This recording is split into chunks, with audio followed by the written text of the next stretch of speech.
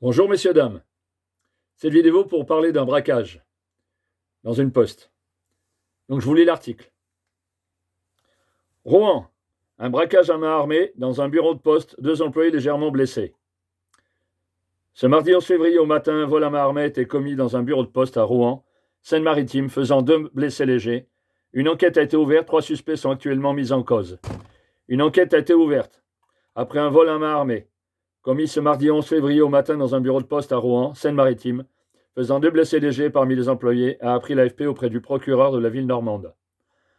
Un vol à main armée a été commis à la poste rue César-Franck à Rouen, un peu avant 10 heures, a indiqué dans un communiqué le procureur de la République de Rouen, Sébastien Gallois. Armes de poing, couteau et bête de baseball. 3 personnes sont mises en cause, un porteur d'une arme de poing, un autre avec un couteau et un dernier muni d'une batte de baseball. 2 employés seraient blessés légèrement. Les mises en cause sont réparties avec du numéraire dont le montant reste à préciser, a ajouté le magistrat. Alarme anti-intrusion fait fureur, mais là, le cas, il n'y avait rien. Il y avait juste les caméras, puisque les postiers étaient là. La direction de la criminalité organisée spécialisée, DCOS, a été saisie tandis que les enquêteurs à l'identité judiciaire étaient sur place pour les constatations. D'après la même source, une enquête a été ouverte pour extorsion en bande organisée, commise avec une arme selon le magistrat. Donc encore de la violence, une bande organisée, armée, couteau, bête de baseball. C'est incroyable. Comment se fait-il que ces voyous, ces criminels, aient pu s'emparer d'argent dans un bureau de poste? Comme dans les banques, il devrait y avoir justement une caisse de soustraction pour justement éviter les sommes d'argent importantes. Bon, 800 euros, c'est peut-être ce qu'il y avait à la poste, ou il y avait plus, hein, je ne connais pas l'argent qu'il peut y avoir dans les caisses, dans les bureaux de poste, plus ou moins élevées ou plus ou moins basses, justement pour éviter ces situations de vol à main armée. C'était préparé, prémédité. Ils avaient certainement fait un repérage pour venir ensuite s'emparer de l'argent. Donc des employés ont été blessés.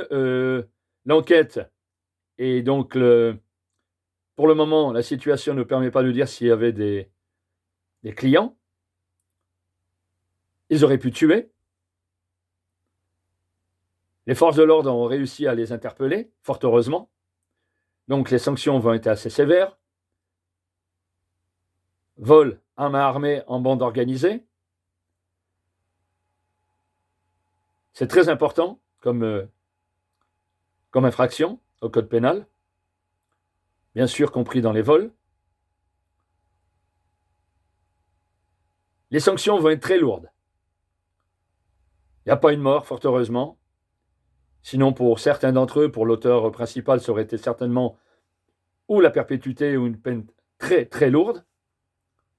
Là, nous sommes sur des blessures, donc des blessures occasionnées bien sûr par le vol à main armée, parce que peut-être que le personnel n'a pas voulu tout de suite donner les renseignements ou obtempérer à la demande des criminels. Un courage, on peut dire un acte de dévouement au niveau de leur profession, de leur conscience professionnelle, et également de l'héroïsme, mais pour de l'argent. Ça ne vaut pas la peine. Une vie n'a pas de prix. Mais peu importe. Ils ont essayé de résister, certainement, je pense. C'est pour ça d'ailleurs que les criminels ont utilisé la force. Ou peut-être aussi pour intimider, dès le départ. J'ai été étant donné que j'étais au ministère de l'Intérieur, j'ai été donc sur des vols à main armée, lourdement armés. En flagrant délit, bien sûr, la direction centrale me disait de me mettre à proximité, de ne pas intervenir, car vous avez des services spécialisés qui sont formés, qui sont entraînés. Donc on m'avait dit de ne pas intervenir, et bien sûr, pour éviter une effusion de sang sur une prise d'otage. Certainement. Il y a de nombreuses années, j'ai été confronté à cette situation. Mais je n'étais pas sur place parce qu'on m'a dit de rester à l'écart, de rester à proximité. Donc bien sûr, après, bien sûr, les forces de police, donc le GIGN, le GIPN certainement, le GIPN pour la police, GIGN pour la gendarmerie, les groupes d'intervention spécialisés sont intervenus. Donc par contre, vous, employés, faites ce que disent les criminels, surtout s'ils sont armés, vous risquez votre vie. Ça n'en vaut pas la peine. Une vie n'a pas de prix, je vous le dis. Je m'adresse au personnel des établissements publics. Sinon, vous êtes mort. Donc, obtempérez. Pour ceux qui n'ont pas été identifiés, si vous êtes cachés ou quoi, en discrétion, appelez bien sûr la police. Bien sûr, il y a quand même des points de liaison, bien sûr, avec les forces de police en cas d'attaque. Je pense aux alarmes, je pense aux caméras, je pense aux liaisons, bien sûr, de télésurveillance. Et quant à vous, les employés, les clients, si vous êtes en situation de vol à main armée, que vous êtes client, faites ce qu'ils disent. Ils sont armés. Faites ce qu'ils disent. N'essayez pas de jouer au héros, même si vous êtes dans la force publique, s'ils sont plusieurs, que vous avez une arme sur vous et que vous êtes là en tant que client, je le dis, j'ai été fonctionnaire de police, là, l'héroïsme, ça ne paiera pas. Ils sont lourdement armés, là, ils avaient un couteau, une batte de baseball, mais peu importe. Là, oui, vous avez peut-être l'avantage avec une arme à feu, certainement. Mais faites attention, parce que les individus que vous voyez, si vous en voyez 2, 3 ou 4, il peut y en avoir d'autres, à l'extérieur, armés, avec des armes à feu, ou à l'entrée, pour observer, avec une arme cachée, avec une arme à feu. Donc ne jouez pas à l'héroïsme. Je vous le redis, la vie n'a pas de prix, la vie ne vaut pas de l'argent. Donc laissez faire, bien sûr, si vous êtes pris en otage, obtempérez à toutes leurs demandes. Les polices, gendarmerie, police, les forces d'intervention, spécialisées, entraînées, interviendront. Elles seront à même, bien sûr, de négocier avec un négociateur de police ou de gendarmerie. N'essayez pas de jouer au héros. Là, vous n'aurez pas l'avantage. Surtout sur des vols à main armée avec des armes à feu, avec des individus, des criminels lourdement armés, armes de guerre, pistolets, revolvers.